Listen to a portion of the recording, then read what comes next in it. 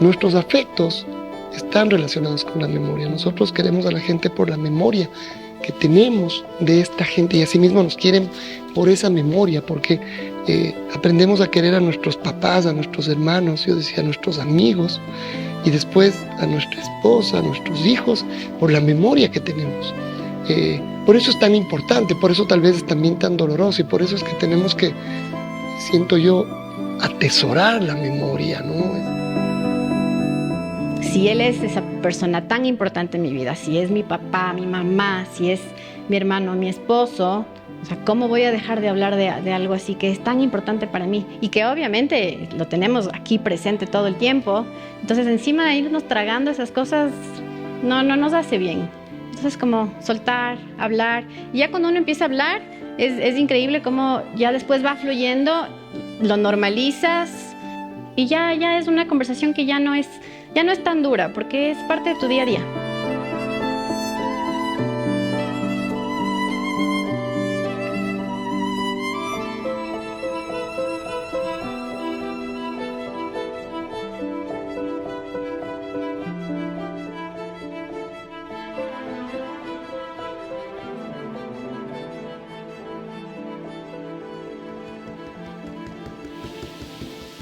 ¿Mm?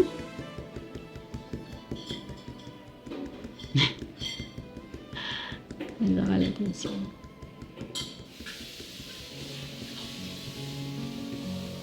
Soy Maritza Gallardo, más conocida como la esposa del Patón Bausa en este caso. Nosotros tenemos un niño de 11, casi 12 años. Juntos, Edgardo tiene 2 hijos adultos. Siempre fui hincha de Liga.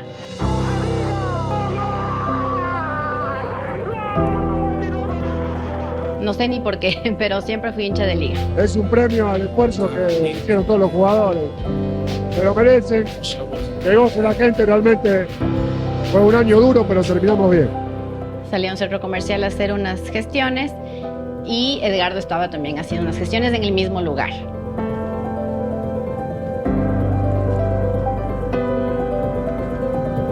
Y como te digo, yo era fanática de Liga, entonces... ¡Ahí están los muchachos de Liga! ¡Son campeones del Maracaná! ¡Más grandes que... Lo vi y fue como, tú eres el técnico de Liga, que no sé qué. Con este equipazo de la U que acaba de darnos la mayor alegría para que los chicos... Una foto. Yo le abordé. Nos tomamos la foto y fue así como empezó. Y claro, yo dije, bueno, soy fanática de Liga y me gusta el fútbol, pero ¿de qué más voy a hablar con esta persona? O sea, no sé cómo me va a ir en este café. Pero fui, nos tomamos un café. Liga Deportiva Universitaria agrandó su palmarés este año con 2 títulos. El primero fue la Recopa, la otra corona fue la del Campeonato Nacional. Con este éxito, Liga acumuló 10 trofeos nacionales y dio su primera vuelta olímpica en Guayaquil. Pero siempre tuvimos mucho de qué conversar. Que ese país ahí pequeño, que está al norte de Sudamérica, tiene jugadores de primera, pero no solo jugadores, tiene ecuatorianos de sangre, de talento. Yo soy Alfonso Lazo, yo soy periodista deportivo. De la Copa Ecuador en señal abierta, así que podremos una vez más, así como en el Mundial, como el año pasado. Y ahí está Juan Pablo Rey, cortando golazo.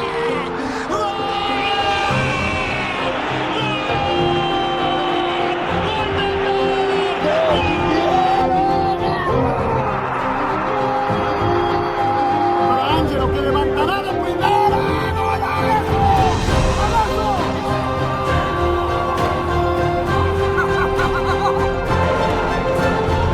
Liga Deportiva Universitaria, en la cancha de la U y recibir.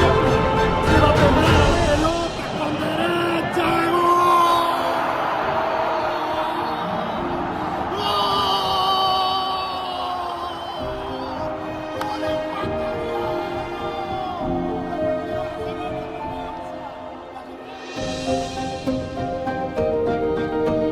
Lo que quiero pensar que soy, que además tengo la misma profesión de mi papá, es que es que cuento historias, como contaba él.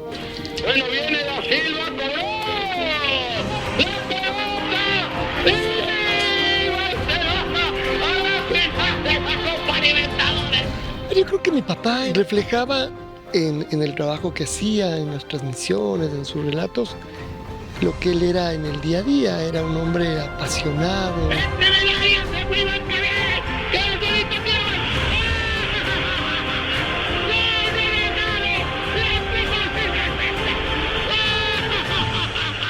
Era un tipo normal, era el mismo que relataba fútbol, el mismo que salía en la tele, que escribía, el mismo que estaba en la casa. Él no tenía poses, no tenía demasiado tiempo porque los fines de semana trabajaba mucho precisamente por el fútbol, y sin embargo cada vez que podía él prefería estar con nosotros, y yo creo que eso nos hizo muy, muy cercanos. Tim Delgado, dentro del área, ahí está Tim Delgado. Lleva la pelota de la Guinea, tira el centro, le mete.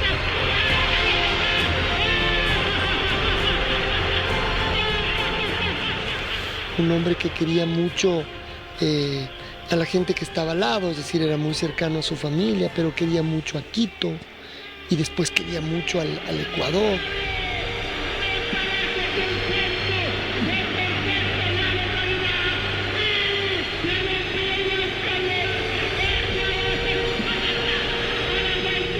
Y nada, mi papá tuvo Alzheimer durante varios años. Fue una experiencia muy dura, de la cual tuvimos seguramente muchas cosas que aprender, y claro, ahora ya han pasado los años y yo lo que guardo son solo buenos recuerdos.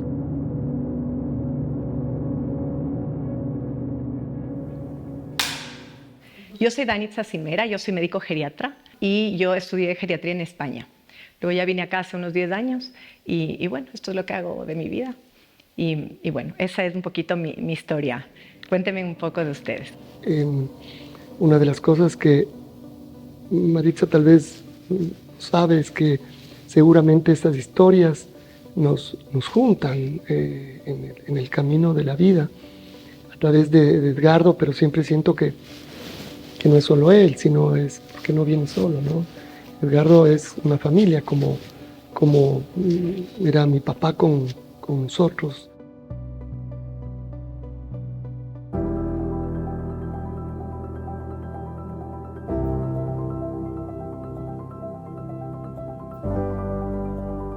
Tres años después del café, casi a la fecha, nos casamos. No es que no había desacuerdos, pero era una persona tan calma, que era alguien con quien tú podías conversar de lo que sea sin pelearte. Por ejemplo, en el embarazo él fue una persona que estuvo súper presente, estuvo presente cuando nació Nicolás. Y después de eso, nuestra vida siguió más o menos igual, te digo. Claro que ya lo que cambió fue que fuimos cambiando de lugares. Lo que pretendo es que el equipo que siga creciendo para un orgullo poder estar en un club como San Pablo. El seleccionado argentino de fútbol realizó hoy su primera práctica bajo la supervisión del nuevo entrenador, Edgardo Bauza. Siempre le buscaban del Medio Oriente, pero en ese momento creo que vio también la oportunidad. Y ese fue el año, pero cuando ya habían cositas que ya empezamos a ver un poquito extrañas, digamos, en él, en Edgardo. Es un poco esto, es como siempre crees que te está pasando algo que ya te pasaba antes. O sea, que mi papá se olvide de cosas, nos pasa a nosotros ahora. Nos olvidamos de algo, uy, cierto que... Entonces es como, siempre se olvida. Y no le das mucha bola. Pero, y es justo, tiene que ver además con el fútbol, y hubo un hecho que nos puso a todos ya no alertas, sino que ya no nos avisó, nos señaló que algo pasaba. Todos estos temas fueron cambiando, pero el momento más doloroso y más angustioso, me parece a mí, fue el del Mundial de Alemania. Cuando mi papá y mi mamá estaban por subirse a un bus esta era una ciudad desconocida. Era Praga, donde ellos dijeron, como está tan cerca, hagamos este tour. Y mi papá dijo, un ratito voy a comprar agua o algo en la farmacia. Y mi mamá se quedó esperando en el bus y no llegó. Y desapareció. Llegamos a la noche, además, claro, mi mamá estaba sola. Todo esto era, además, yo tenía la carga, yo estaba relatando los partidos de la selección. La metió al área, ya va el tiro, pegó. A la mitad del viaje me tiembla mi mamá, pues claro, ¿qué fue? ¿Qué pasó? Y me dice, apareció. Entonces, ¿qué ha pasado? Y lo que mi papá contaba es que él de repente no supo qué estaba haciendo ahí. Es decir, es como que, ¡pum! ¿Yo qué hago aquí? Lo que nunca pudimos saber bien es cómo fueron el tema de las horas, cuánto tiempo él pasó en la ciudad, cuánto tiempo él pasó extraviado. Supongo que ahí volvió a tener algo de lucidez y él se acordó que estaban más o menos por dónde, en este hotel y en la plaza donde habían paseado con mi mamá. Mi mamá le encontró sentado en un banco en la plaza. Tampoco sabíamos a qué horas llegó, si estuvo ahí la noche, la madrugada. O sea, regresó y le encontró a mi mamá.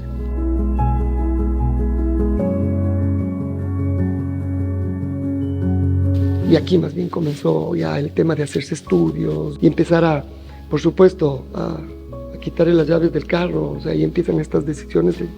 Y él ya tenía unos 78 años, ¿no es cierto? Tenía más o menos eso, sí. Es un poco un contraste con lo tuyo, ¿no es cierto? Con la experiencia de tu esposo.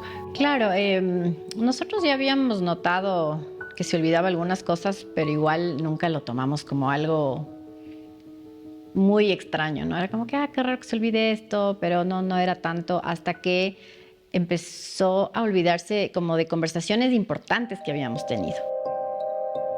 Maxi, su hijo, se había comprometido, le había comentado a su papá que se comprometió. Entonces tuvimos toda una conversación en la mesa sobre esto, ¿no? Sí, qué chévere. Igual como que su respuesta había sido un poco seca al hijo. Y yo le decía, no, pero tienes que felicitarlo, que qué bueno. Y entonces tuvimos toda una conversación. Y de repente el siguiente día, él no se acordaba de esta conversación. Claro, entonces dijimos, a ver, no es que me olvidé la llave, no es que, o sea, me olvidé de que mi hijo me dijo que está comprometido y hablamos del tema. O sea, eso es algo que no te olvidas. Pero siguieron pasando cosas, ¿no? Desde ya, por ejemplo, Edgardo siempre fue una persona súper puntual. No se olvidaba de esas cosas. Y de repente llegaban periodistas al departamento.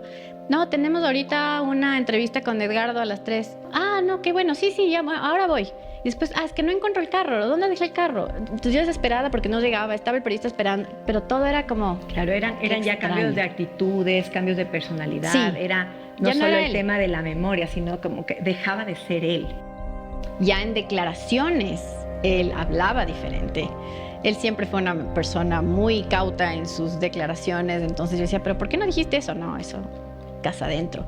Pero ahí cambió, ¿me entiendes? Empezó a decir cosas, a manejarse de una manera... No lo haría, como a desinhibirse realmente. Exacto. Esa es la palabra, como desinhibirse. Sí. Su hijo, Maxi, trabajó con él también un tiempo. Entonces él sabía cómo Edgardo se comportaba normalmente en el día a día, en el trabajo, y había visto que en Central ya no se estaba comportando igual. En un momento empezó a hablar mucho con la prensa y a decir cosas que a mí decían, bueno, ¿qué pasa? ¿Por qué? Si él no es así. Y ahí empecé a notar algunas cosas que me acuerdo que me preocupó, la hablaba con Daniel, con mi tío. No tenemos en la familia tampoco ningún antecedente como este que está teniendo Edgardo. Él me preguntaba muchas veces lo mismo. Y yo le decía, no, pero que esto me lo preguntaba. Sí, la cosa pasaba.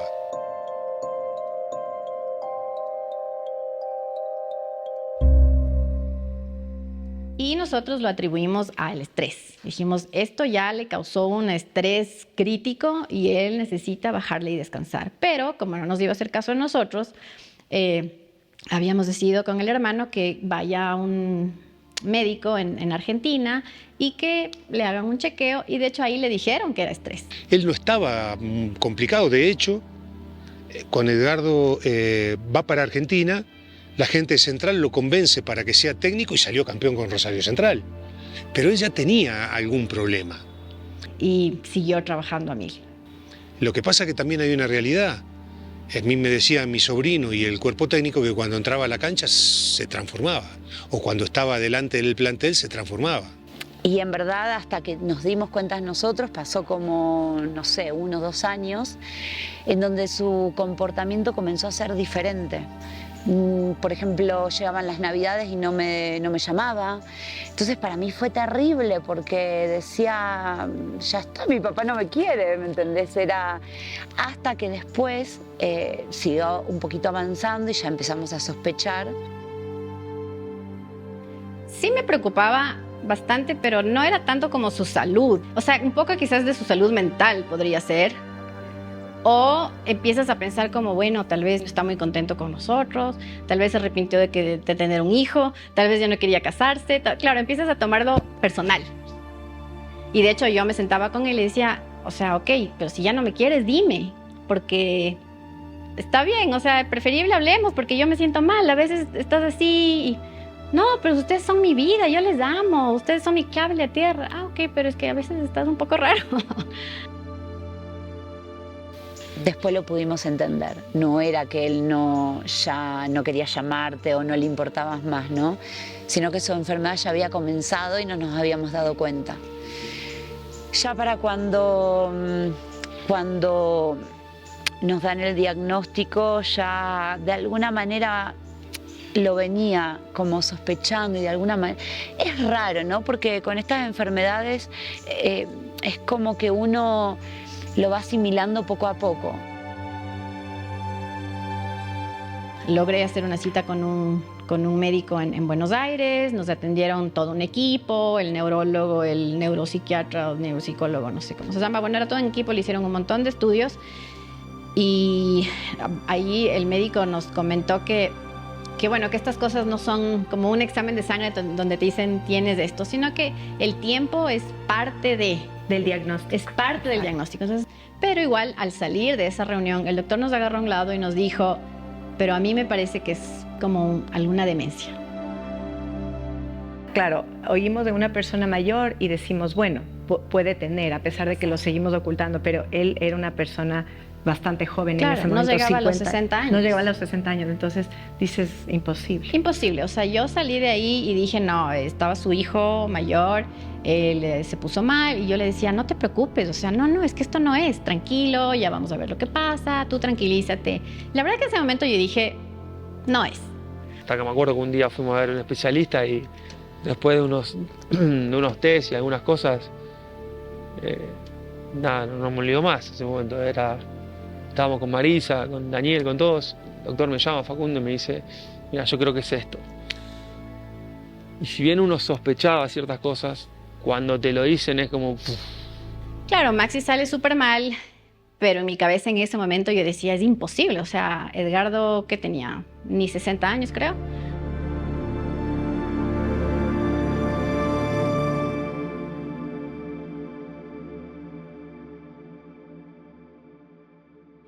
Yo había tenido como una experiencia previa con una persona que tuvo Alzheimer cercana a mí, que era mi madrina, cuando yo era muy pequeña.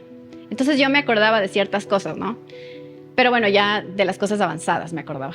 Pero entré al internet y me puse a leer, como que cómo empieza la enfermedad. Y entonces fue un shock para mí, porque todo lo que decía a mí me chequeaba. O sea, era que, wow, sí. Y entonces ahí fue como el balde de agua fría, pero dije, yo creo que sí es. Es que antes ni siquiera se me había pasado a nadie, creo, ¿no? O sea, nunca se nos pasó por la cabeza. Y yo dije, creo que sí es.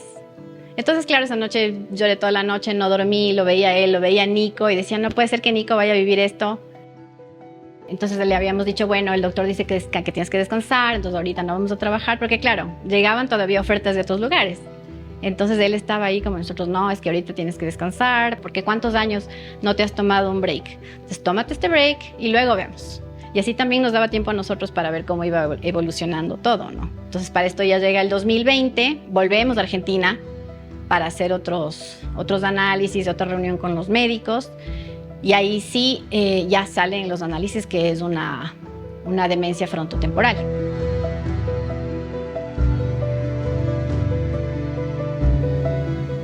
Que nosotros, de hecho, yo nunca había escuchado sobre la demencia frontotemporal. Entonces, bueno, nos hablan un poco de la enfermedad. Y Y una pregunta para los médicos era, bueno, pero es como que él no se da cuenta. Y yo preguntaba, a ver, si yo me siento con él y le cuento que él tiene esto, que va a ser una noticia devastadora para él, y a los pocos minutos o al siguiente día él se va a olvidar, ¿para qué le voy a dar yo ese dolor? O sea, no tenía sentido. Y bueno, el médico estuvo de acuerdo. Ajá. Entonces dijo, sí, no es necesario que le digan. Dijimos, bueno, entonces ahí, igualmente con los hijos, ahí estaba Maximiliana, dijimos, bueno, no le vamos a decir.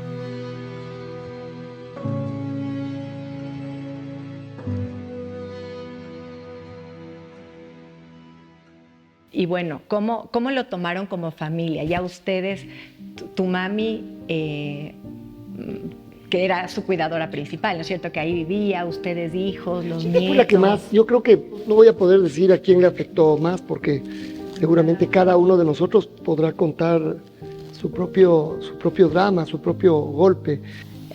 Cada hermano tiene una percepción diferente de sus padres. Y entonces ella decía que cada uno yo entendía que cada uno tenemos un padre diferente, una madre diferente.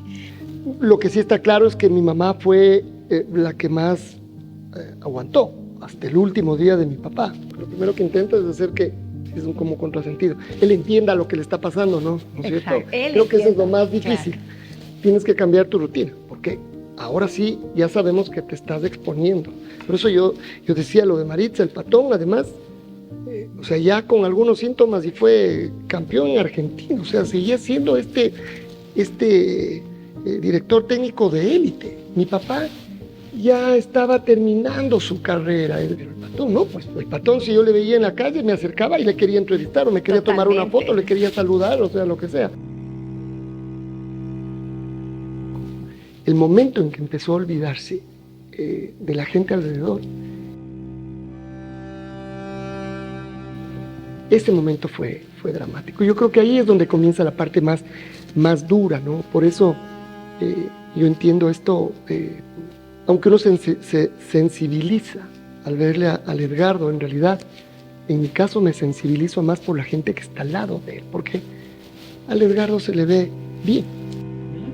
Vuelven las cámaras de tu vida. Es decir, él está casi en su mundo tranquilo. La gente que está alrededor, no, porque es otra persona, ¿no? Porque empieza a cambiar. ¿Limonada de manzana tenemos? Sí, todo rico. Mira para arriba. Porque esta enfermedad no es una enfermedad del paciente, es sin duda alguna una enfermedad de la familia. Cuando ya se olvidan de los hijos a veces, ¿no es cierto? Ahí dices que te atiende la enfermedad, pero qué interesante y qué importante es diagnosticar antes. Yo sé que es una etiqueta tener demencia de enfermedad de Alzheimer, pero el Alzheimer en etapas iniciales empezamos estando perfectos, o sea, aún teniendo mi vida, aún estando con las entrevistas, aún estando conduciendo, pero ya tengo problemas en memoria a corto plazo o en ejecución de algunas cosas o en pequeñas desorientaciones, pero como no consultamos ni el paciente ni la familia, consultamos en etapas más avanzadas y ahí es como más difícil entender porque es como un balde de agua fría. Y lo que hablábamos, no queremos contar o no queremos hablar de esta enfermedad porque o nos da vergüenza o está estigmatizada, pero es igual que otra enfermedad, o sea, el corazón se enferma, el pulmón se enferma, el cerebro también se enferma y es una enfermedad del cerebro. Qué importante que podamos hablar de esto para que la gente entienda que si hay algún problema de memoria, un cambio en la personalidad, un cambio en sus rutinas, decir, ok, consulto a mi clínico a ver si hay algún tema orgánico que yo tenga que arreglar, un tema tiroideo, un tema de vitaminas, un tema del corazón. Pero eso es lo que pasa, que no consultamos hasta etapas más avanzadas y luego nos llega el diagnóstico y no sabemos cómo manejar. Y además termina siendo, creo yo, también problema nuestro, porque empiezas a tener tú un problema, porque además no sabes, como te demoraste tanto en que te agarra todo de una, ¿y ahora qué hago? Es decir, y claro, eso también debería ser para quienes están alrededor y quienes estábamos, también debía haber sido un aprendizaje de cómo ir actuando, de cómo ir haciendo. Porque es llegar a la aceptación, ¿no es cierto? Y para llegar a la aceptación no es solo leer el diagnóstico y decir, bueno, ok, entonces ahora sí voy a hacer esto. O sea, somos súper racionales, pero también somos seres humanos emocionales Pero así como la enfermedad tiene diferentes fases, tú como cuidador pasas por diferentes fases. Y esa creo que tal vez fue una diferencia, que tú desde el principio también tuviste apoyo y muchísima información médica al respecto, y tal vez ustedes se demoraron en tener esa información. Qué importante entender que la demencia, siempre pensamos que la demencia es de los viejitos, del Alzheimer, pero hay muchos tipos de demencia. Entonces tenemos la que más estamos acostumbrados, que es la demencia tipo enfermedad de Alzheimer, que es lenta y progresiva, ¿no es cierto? Que generalmente da a gente mayor de 65 años, pero puede haber una demencia de Alzheimer en gente más joven. Pero luego tenemos demencias vasculares, cuando tenemos como daños microvasculares o infartos cerebrales. Tenemos esta demencia justamente la frontotemporal, que da a gente joven, o sea, desde 40, menores de 65 años, que es más o menos un 10% de las demencias en general. Hay demencias mixtas, demencias por otras enfermedades, como enfermedad de Parkinson, pero qué importante entender que no todos los pacientes con demencia están en el mismo cajón, y que, como dijo bien el doctor, hay que ver, uno no le pueden poner una etiqueta de una enfermedad, sino hay que ver un poco la evolución de esta enfermedad. Ahora se habla mucho más desde la salud mental, de estas enfermedades cognitivas y también del ánimo, ¿no? Como la depresión, la ansiedad. O sea, podemos hablar mucho más abierta de estas enfermedades y es menos estigmatizada. Pero la demencia, incluso la palabra, es un poco dura, ¿no? Te catalogan como loco, y no es así, pues es como vuelvo y digo, es una enfermedad del cerebro.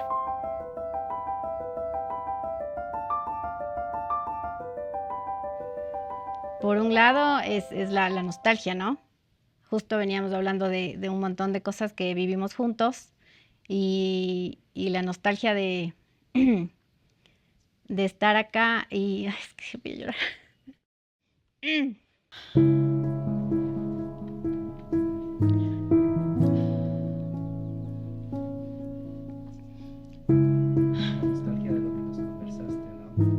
La nostalgia bueno, también es del día a día, o sea, de no poder conversar.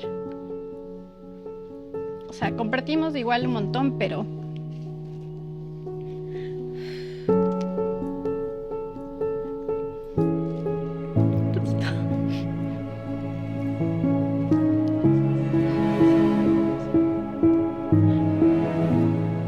A eso le llamo yo el clic del siguiente día. Y ya lo miré y dije, muchas cosas van a cambiar. Pero en ese momento solo pensé, ok, pero igual estamos contigo, todo está bien. Y nada, solo me acuerdo que lo vi a Edgardo en la mesa y le tomé de la mano así como diciéndole, todo va a estar bien. Él no sabía nada, a él no se lo habíamos dicho. Le dije, bueno, si es así, o sea, todo va a estar bien.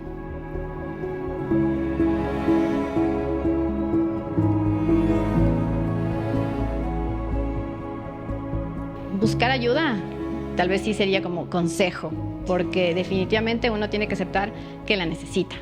Para uno, psicológicamente, como soporte, y después, si tienen la oportunidad, bueno, si te das cuenta que ya es mucho también físicamente en casa el día a día, buscar el tipo de ayuda interna en casa o externa, hay lugares, aceptar eso, ¿no? Aceptar la ayuda. Buscar ayuda para mí me ha salvado. Siento que estoy todavía medio cuerda por eso. Yo creo que fue una búsqueda desesperada porque sentí que no tenía un apoyo realmente con alguien que realmente entienda lo que yo estaba viviendo. Una cosa es que tienes a tus amigas y les cuentas y bueno, pero no es lo mismo. Necesitabas a alguien que realmente comprenda lo que estás viviendo en el día a día.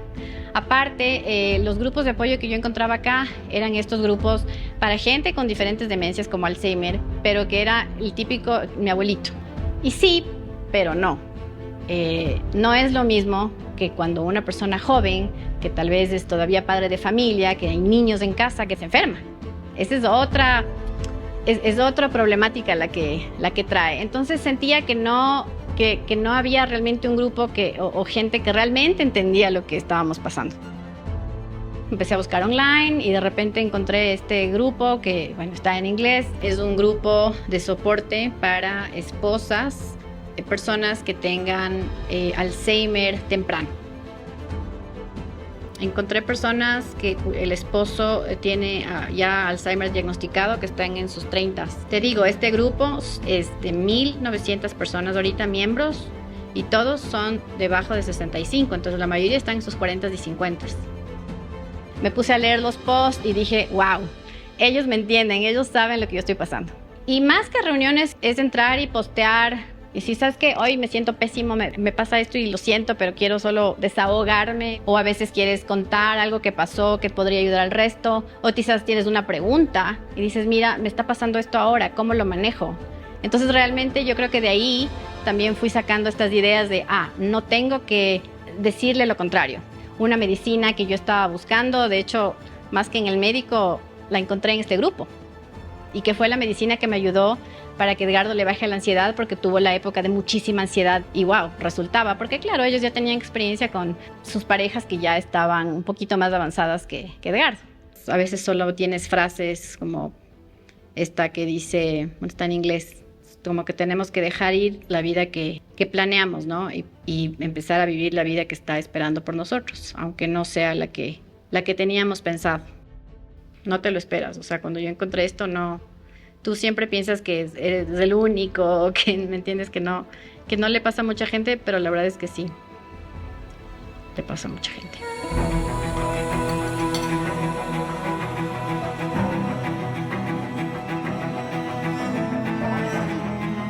Creo que lo veo como es, ¿no? Es una enfermedad, y es una enfermedad, sea la que sea cáncer, sea algo más grave o menos, puede pasar a cualquiera de nosotros.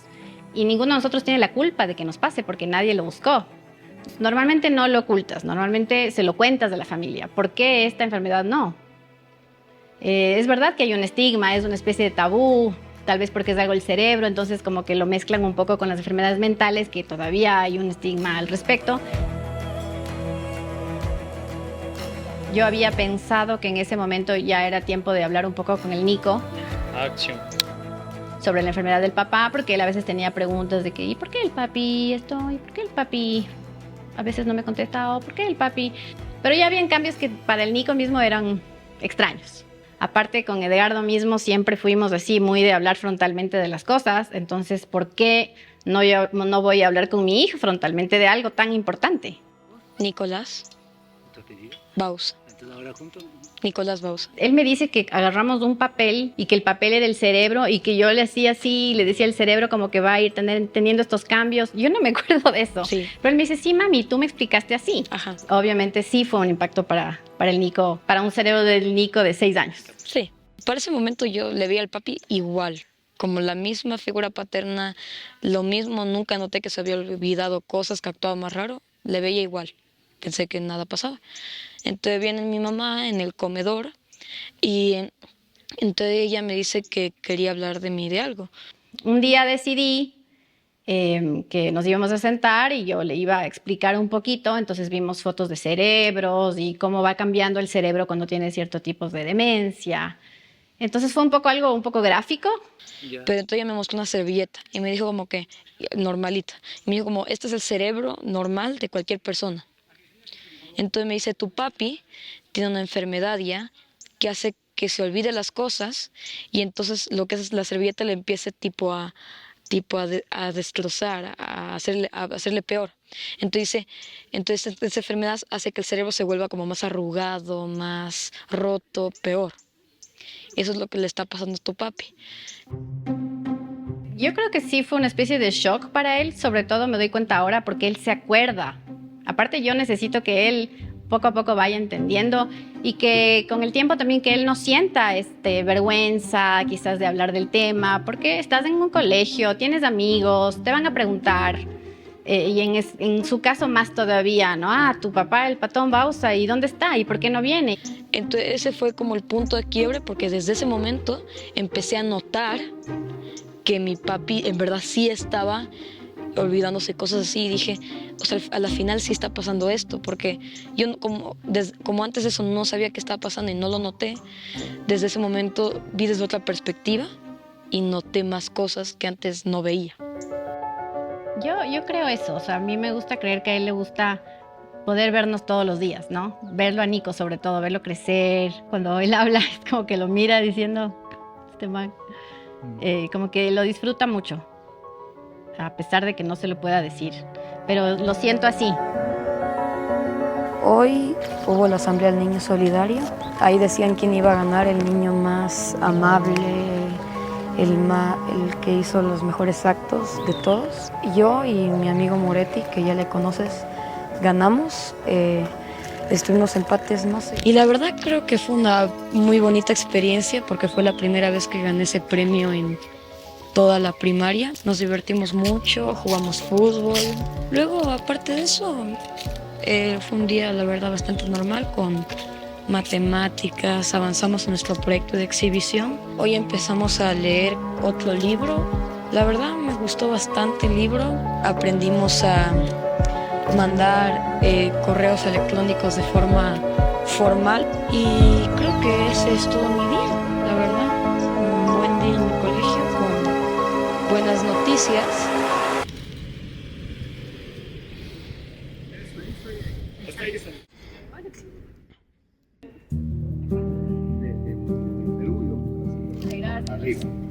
Decidimos con los hijos y con el hermano el hacerlo público.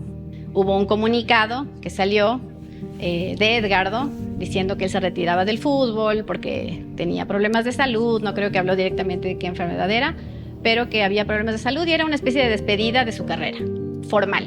Y el momento de que también nosotros nos sintamos libres de hablarlo. O sea, yo se los había contado a amigos míos. Yo les decía, qué hermoso, me encantaría llevarlo a Edgardo al estadio y que la gente lo ovacione. Qué hermoso sería, pero ¿cómo lo hago? O sea, ¿cómo lo logro? Y la verdad es que no, como quedaba así en una idea vaga. Hasta que de repente llega esto de la Noche Blanca en enero de este año y me llama el presidente de Liga. Me dice, Maritza, vamos a hacer esto con las leyendas, con los jugadores. ¿Será que Edgardo puede ir? Por un lado dije, de una sí, porque yo ya lo había soñado un poco. Pero por otro lado también había un poco la duda de si será buena idea o no, que él esté ahí, hay tanta gente, sacarlo de su rutina. Pero al final hablamos con la gente de Liga, lo organizaron súper bien, me dijeron, no hay ningún problema, como ustedes quieren que sea, así nos vamos a organizar. ¿Por qué vas a esconder a una persona que tiene una enfermedad? Y más bien deberíamos educar a las personas sobre qué es esta enfermedad, porque la gente no sabe, no solamente no sabe cómo manejarse contigo como cuidador, pero no sabe cómo manejarse con la persona enferma. ¡Atención! Queridos amigos, obviamente la noche anterior no dormí, no sabía si había tomado la decisión correcta o no, porque al final eran miles de personas en un estadio, ¿no? le damos la bienvenida al grande, a nuestro querido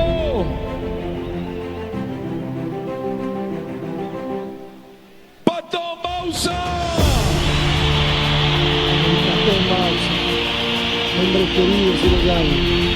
El Patón. Hombre muy querido, ¿no? Bienvenido a tu estadio, hermano. De su esposa, de su hijo, Edgardo, ahí está. Sorprendió, sin duda alguna, la forma en la que la gente lo quería tanto y mucha gente recordaba lo que hizo. O sea, salimos y el sentir esto de la gente, el verlo contento. Gracias por todo, Patón. El Patón Bausa. Conmovedor esto, ¿no? Edgardo no está bien, ¿no? De salud. Sin embargo, está acá. Lo tenemos nuevamente en nuestro estadio. Para recibir el cariño. De la forma que lo veo, él estaba en su lugar, ¿no? Era como, para nosotros un camerino es algo extraño, para él no. Vivió toda la vida dentro de camerinos y en una cancha más todavía y con un montón de público que lo ovaciona en un estadio, entonces yo creo que él se sentía cómodo y se lo veía feliz, se lo veía tranquilo. Las lágrimas del Pato Urrutia tal vez reflejan bien ese sentimiento, ¿no? Muy emotivo esto. Se acerca el Pancho Ceballos y todos le van a entregar afecto al Patón Bausa. Vaya. La nota emotiva, emocionante en esta presentación. Yo estaba transmitiendo en la tele. 2025, el equipo de Liga Deportiva Universitaria. Yo lo que digo es que aquí hay mucha valentía de la Maritza porque no solo es con la persona que tiene la enfermedad. En nuestro caso, nosotros creímos que lo que había que hacer era también blindarle a mi papá. Pero siento que más que protegerle a él, nos protegíamos nosotros porque él estaba en otra etapa. Pasan los años y digo, debimos haber enseñado esto, ¿no? Además, mi papá estaba como el Edgardo, estaba bien, estaba para sonreírse, para tomarse unas fotos, más viejito. A Edgardo se le ve bien porque él está joven todavía. He escuchado varias veces el relato de sus muchachos, de los que eran sus jugadores, y a ellos, por ejemplo, esto les debe haber sido un remesón tremendo de verle por primera vez. Lloramos, ¿no? Lloramos porque creemos que a él lo llegamos a querer como un padre y siempre se preocupó por nosotros. Entonces, capaz, también uno dice, ¿por qué no hicimos algo antes? Podíamos haber ayudado. Y sí nos chocó, ¿no? Muchos compañeros lloraban, el Pato lloraba, Franklin, Sala, del impacto que resultó verlo así. Y en un momento como que se sonrió, capaz nos escuchó, pero sí nos impactó y nos duele ver a un familiar como lo queremos a él.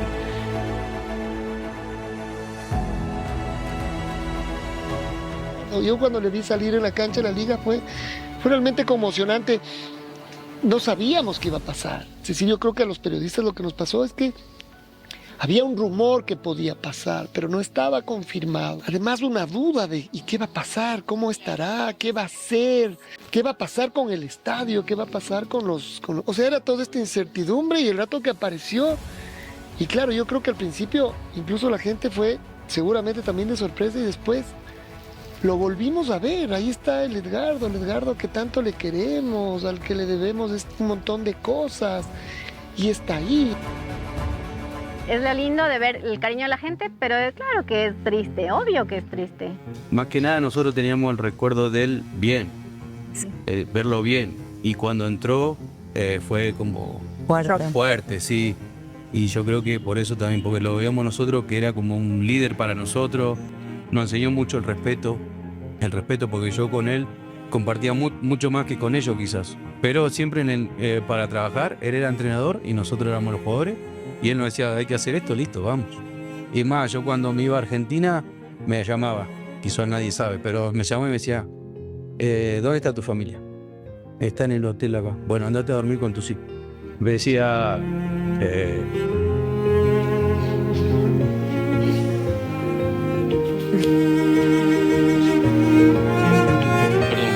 Una persona que siempre me habló lo que tenía que decir como ser humano más que todo, y después como jugador, aparte de eso, queda, digamos, de un lado, ¿no? Pero como ser humano lo llevo porque siempre me aconsejó el bienestar de uno como persona. Eso te puedo decir. Yo creo que a todos nos hablaba como un papá. Nos guiaba muy bien sacándolo de fútbol, nos guiaba muy bien para la vida, hasta la vida.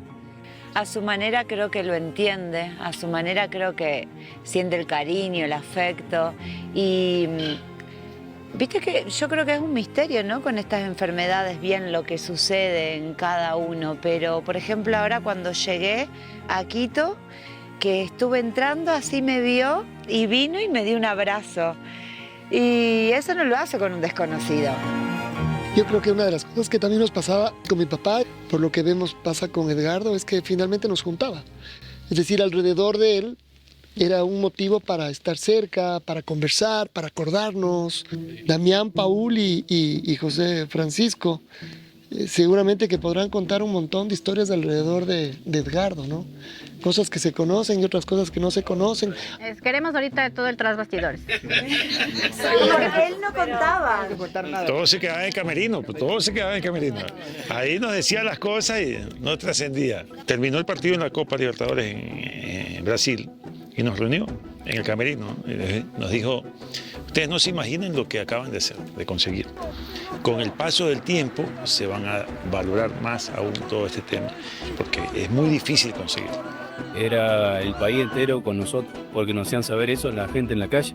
somos hinchas de este equipo, pero nos gusta cómo juegan, cómo van, lo vamos a apoyar, están todo el tiempo así. Y el mundo también, ¿no? Porque la liga se dio a conocer ante el mundo, que quizás antes no se conocía y todo el mundo empezó a conocer ese equipo.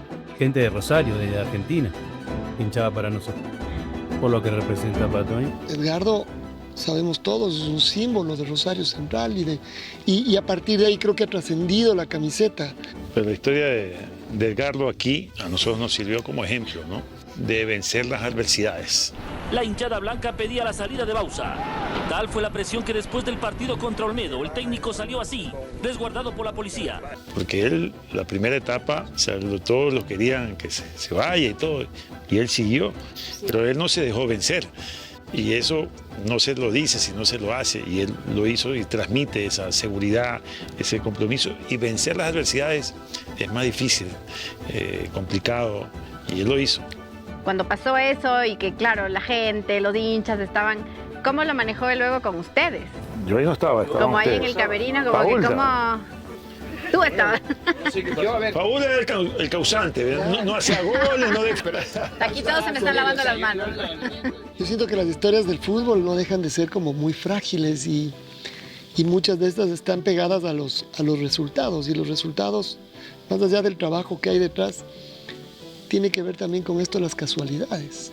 En el caso de Edgardo, que siempre fue, además esta fue siempre la sensación que yo tuve por lo menos de él, de ser un tipo tranquilo, ecuánime, además en las buenas y en las malas. En las malas no estaba todo mal, en las buenas no estaba todo bien.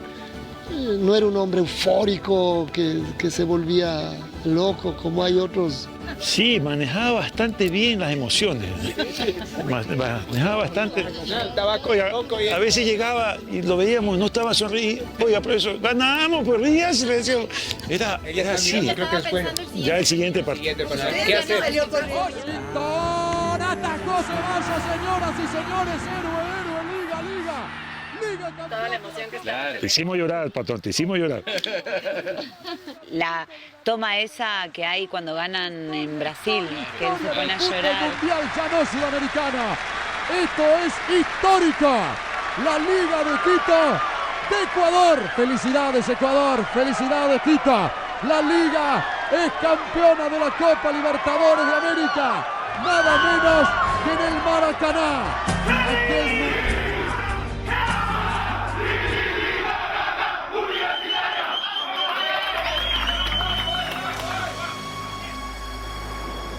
Y después le preguntamos a él, no sé si será verdad o no, pero le preguntamos, ¿y qué le dijiste cuando saludaste? ¿Cómo se llamaba el técnico del Manchester? Ferguson. ¿Qué le dijiste?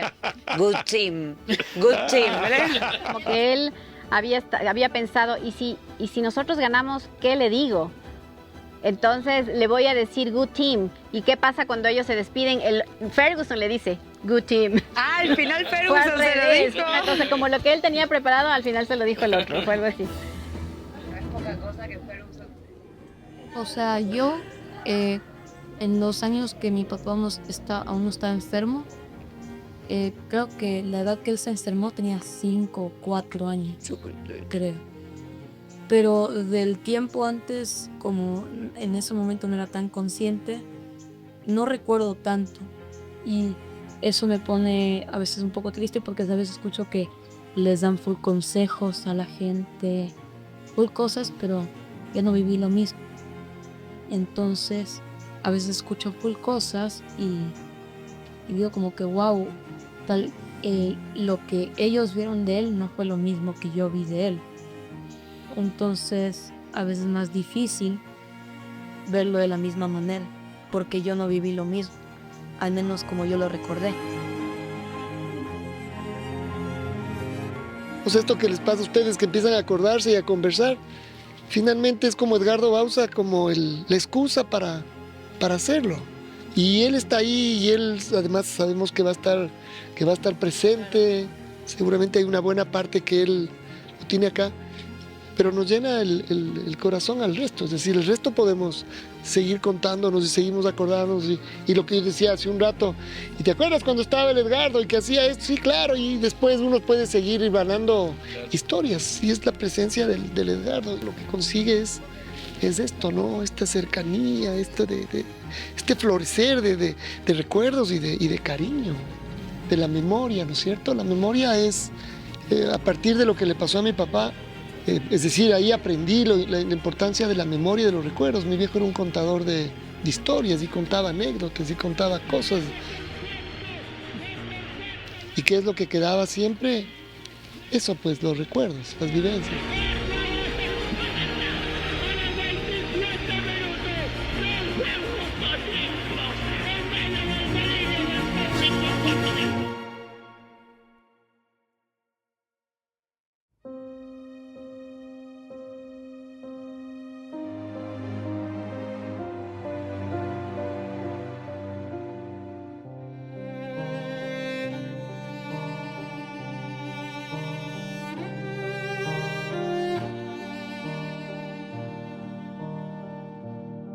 He aprendido más todavía a vivir con el presente, porque ha pasado que él es una persona, aparte de esta enfermedad, muy saludable, ¿no? O sea, a todos nos ha pasado de todo y él, así como lo ves. Entonces, pero una vez sí estuvo en el hospital, estuvo varios días, entonces tuvo una neumonía y se puso un poco mal. Y yo dije, wow, creo que es el principio del fin. Y yo pensaba antes que estaba consciente y preparada para ese momento, pero cuando pensé que estaba cerca, dije, no estoy, no quiero, no. O sea, no. Y entonces, bueno, hasta salimos del hospital, porque dije, no, si sigo en el hospital, él va de mal en peor, él estaba desesperado ahí, lo trajimos a casa, gracias a Dios mejoró y está nuevamente, como lo ves, bien. Yo he dejado de pensar mucho en esto de que, ¿será que? Porque a veces pensaba, ¿y ahora será que esta es la última Navidad? ¿Será que este es el último año? ¿Será que este es el último cumple? O sea, sí me pasaba eso. Pero ahora digo, no, o sea, ¿será que es mi último cumple? O sea, nunca se sabe. Entonces, ¿para qué voy a estar viviendo ese futuro incierto? O como le digo al Nico, preocupándome de algo cuando tengo que ocuparme. O sea, no tiene sentido preocuparte de algo que tal vez nunca pase o pasará en un año, en 5, en 10. No le veo sentido. Entonces, ahorita hemos aprendido a vivir mucho el día a día. O sea, yo planifico la semana, el mes. O sea, difícilmente te planifico a varios meses. Sí me cuesta. Porque, claro, no sé cómo va a estar la situación. Pero al hacer eso también, como que disfrutas mejor también el día a día, ¿no? Como que lo vives más intenso.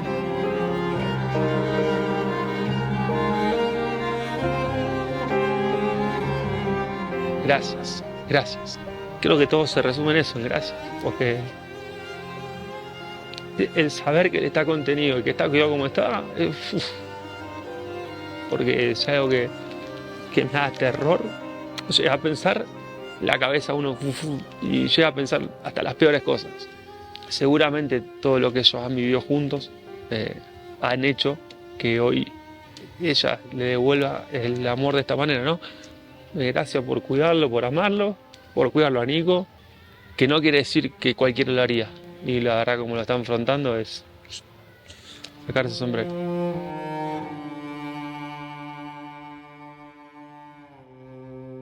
Como ella ha encarado el tema con Edgardo aquí, y sinceramente yo no lo podría haber cuidado como lo está cuidando ella, y haber puesto toda esa impronta y ese tiempo para atenderlo.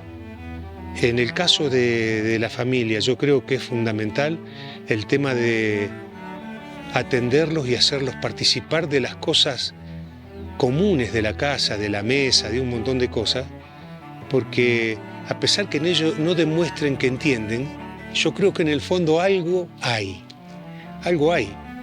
De nada, fueron laboralmente y familiarmente los años más felices.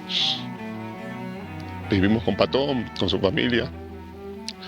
Aparte, salía todo bien, era todo, o sea, vinimos a Liga, salió campeón de la Libertadores, fue a San Lorenzo, fue una amistad espectacular. Me quedo con la simpleza, con la mirada, con todo lo que nos enseñó y todo lo que crecimos juntos. Si algo he aprendido con todo esto, es que él siempre está feliz, está contento, se ríe, nunca hace un destrato, nunca tiene ningún problema. Parece mentira, su vida fue así.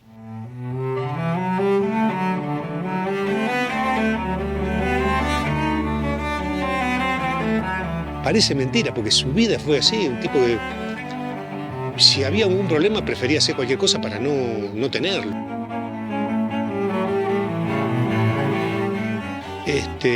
Y hoy está atravesando esto. Eso, una más. Eso. Acá, una más. Eso, Ya. una. Y Pero una ahorita más. vamos acá, no al camerino. No al camerino.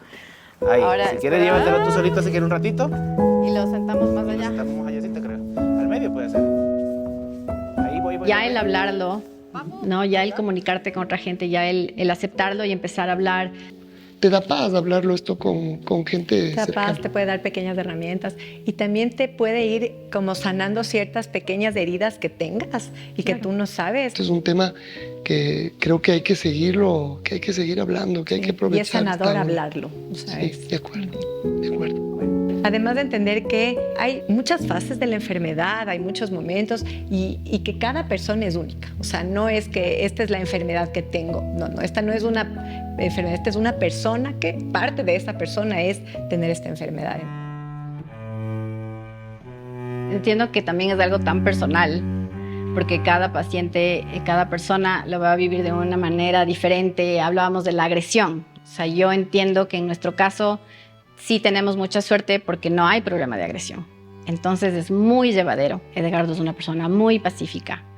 Pero cuando tuvo sus problemas de ansiedad y esto que los pasó, como te decía, lo que me aconsejaron a mí, no le des la contraria. No le digas, ¿de acuerdo? No se va a acordar. Entonces como que no forzar. Pero para eso uno primero tiene que estar en paz. Uno primero tiene que no forzarse a uno mismo. Uno tiene que aceptar y eso es un proceso que no creo que te lo puedes saltar. Tienes que vivir el proceso, es parte de. Tienes que sufrirlo, tienes que llorarlo, y porque es duro. Entonces hay que aceptar primero que es algo duro, hay que aceptar que no es que, bueno, pero todo va a estar bien y yo voy a seguir estos pasos y no pasa nada. No, sí pasa, o sea, es difícil en este caso que ver así a mi esposo, o ver que es el padre de mi hijo, ver que no pueden conversar, que no podemos tener ese tipo de relación, que mi hijo no puede tener esa relación con su papá, o sea, es durísimo. Solo que, claro, hay que tratar de no enfocarse y no colgarte de ese momento, ¿no? O sea, yo agarro cuando tengo esos momentos duros, o sea, me lloro un rato, porque trato de no frenarlo, o sea, como que, a ver, tengo que llorar, tengo que sufrirlo, tengo que decir, ¿por qué? Listo, ya fue, y sigamos. Porque la vida sigue, porque la vida sigue, su vida sigue, ¿no? Entonces todavía lo tengo que cuidar, porque mi vida sigue, porque el Nico está creciendo, o sea, hay muchas cosas que siguen, no paran, porque te llega esto a la vida. Entonces, sufrirlo, pero vivirlo también, viendo también las cosas buenas que sí te van pasando en el camino. Las nuevas experiencias que te trae la vida por esto, o sea, ahorita estamos caminando y le digo, Edgardo, mira lo que estoy haciendo ahora. Por tu culpa, yo aquí, en estas.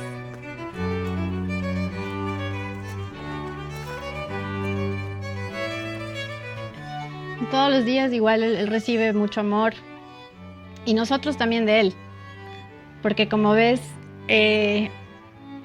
aunque a veces no haya palabras, pero se siente, o sea, el ver que él está tranquilo.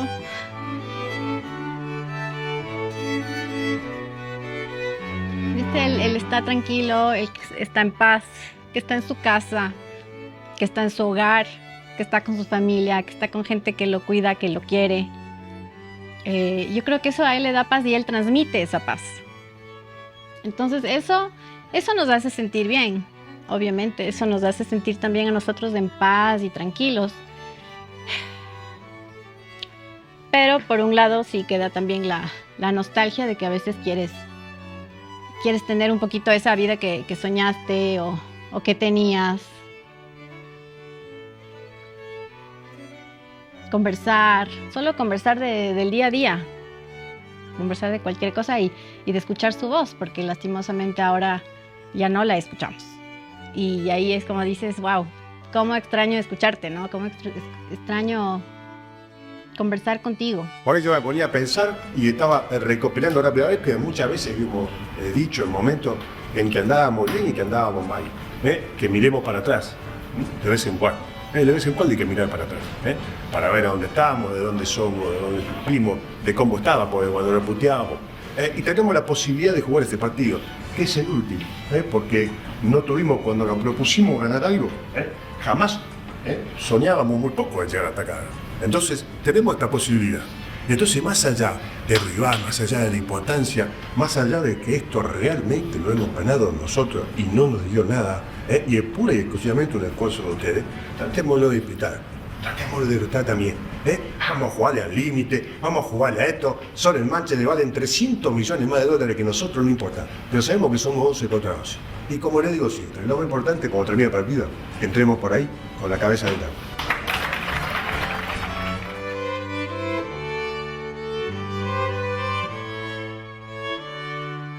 Años del cafecito en el Quicentro. Y mira dónde estamos ahora. En tu casa.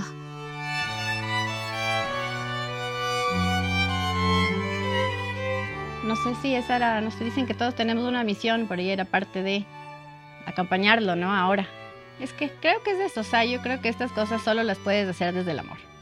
Tiene que ser desde el amor, porque si no, no veo cómo lo lograrías, ¿no? Sí, hay momentos duros, días un poquito más difíciles que otros. No días malos, días buenos y días menos buenos. Pero el amor es el que te da esa fuerza, en realidad. Parece medio cliché, pero es así. Es así.